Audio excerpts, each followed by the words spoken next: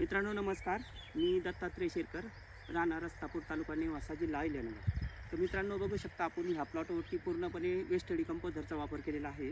म्हणजे डिकम्पोजर असेल, त्याच्यानंतर इतर ज्या निविष्ठा आहेत घरगुती डिकम्पोजरपासून बनवलेला त्यांचाही वापर केलेला आहे. तर याच्यावरती आपण जवळपास 4 फवारण्या घेतलेल्या आहे आणि तसं प्रत्येकी पाण्याला आपण डिकम्पोजर असेल, ट्रायकोडर्मा, NPK, मायक्रोरायझा वगैरे हे दर पाण्याला 500-500 लिटर आपण ह्या प्लॉटवरती वापरलेला आहे. तर जवळपास हा प्लॉट पूर्ण 10 एकरवरती हा इथं आपण गहू या पिकाची लागवड केलेली आहे.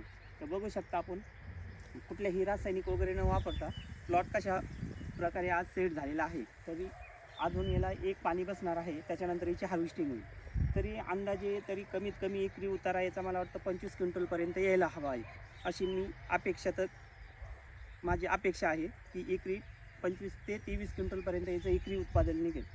तर आपण डिकम्पोजरचा वापर केल्यामुळे एकसारखी समान वाढ झालेली आहे. विशेषतः म्हणजे याच्यात आपण पूर्णपणे इथे अगोदर ऊसाचं क्षेत्र होतं, त्याचं पाचरटाची कुट्टी केली, त्याच्यावर डिकम्पोजरची फवारणी करून पाचरट माती आड केलं आणि त्याच्यानंतर मग ट्रॅक्टरनी मशागत वगैरे करून याची आपण गव्हाची पेरणी केलेली आहे.